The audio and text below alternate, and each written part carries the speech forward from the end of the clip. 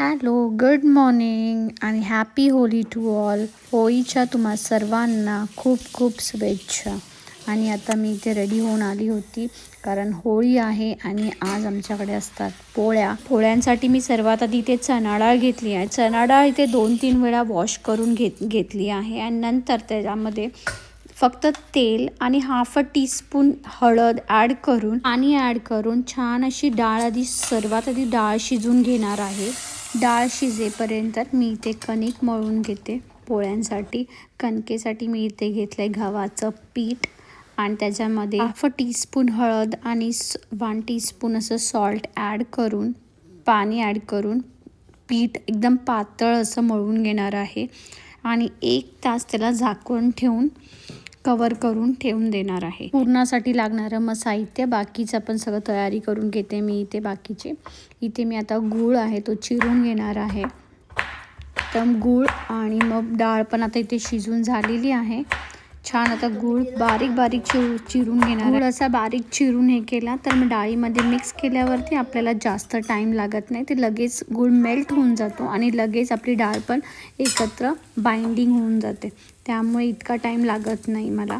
तर मग आता हे दोन्ही एकत्र मिक्स केलं आहे. ह्याच्यामध्ये मी आता जायफळ हाफ टीस्पून जायफळ आणि वेलची दोन्ही मिक्स करणार आहे आणि छान असं टेक्स्चर स्मेल येण्यासाठी हे खूपच मस्त वाटतं.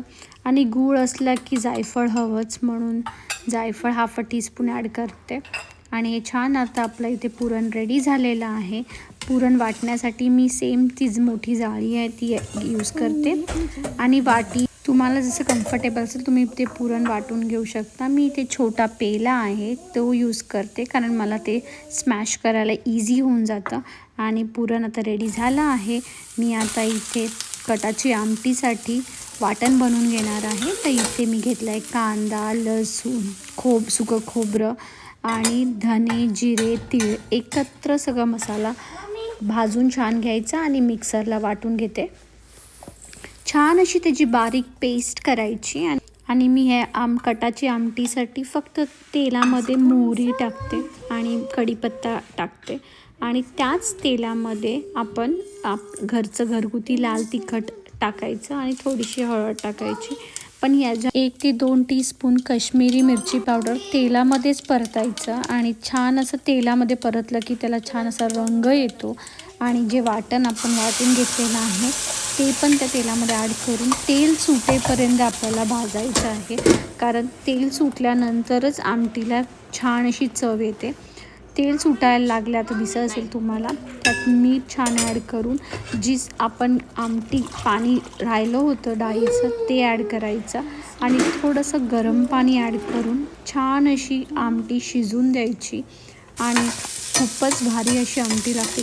पोळी म्हटली की बटाट्याची भाजी येते, भजी येते, पापड येतं. तर मी इथे 1-2 बटाट्याची छान भाजी करून घेतली आहे आणि आता पोळ्या करायला घेते. पोळ्यांसाठी मी छान आता कणिक एकदम सॉफ्ट झालं आहे त्याला मी थोडंसं तेल लावून गोळे करून घेते आणि त्याच्यामध्ये पुरण स्टफिंग करून घेणार आहे छानपैकी. तुम्हाला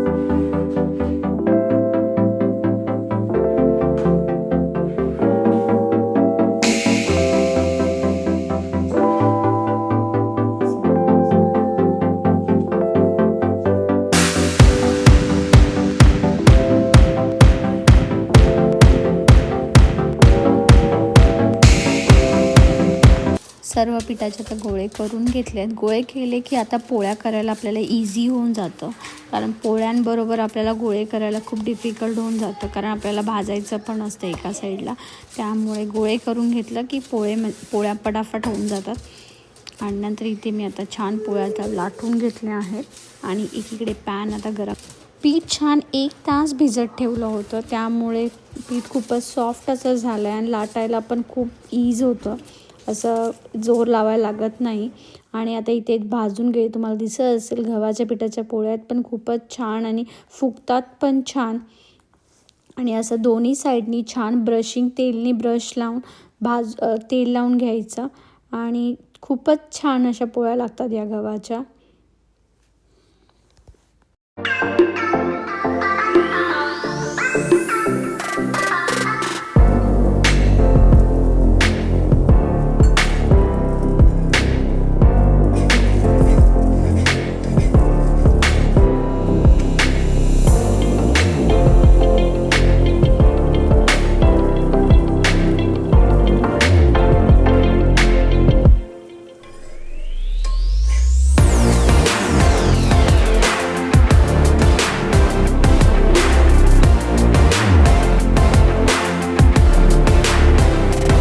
माझं पापड थोडेसे तळलेत मी आणि नंतर मग पूर्ण इथे पुरणपोळीचं जेवण रेडी झालं होतं. तूप टाकून पोळ्या खूपच छान लागतात.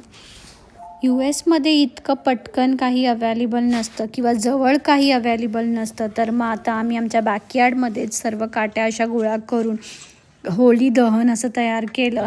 नैवेद्य दाखवून देवाला पाया पडून आणि होळीचा दिवस असा खूपच छान असा गेला. तुम्हाला पण आमचा चॅनल कसा वाटला please like, share and subscribe करून सांगा.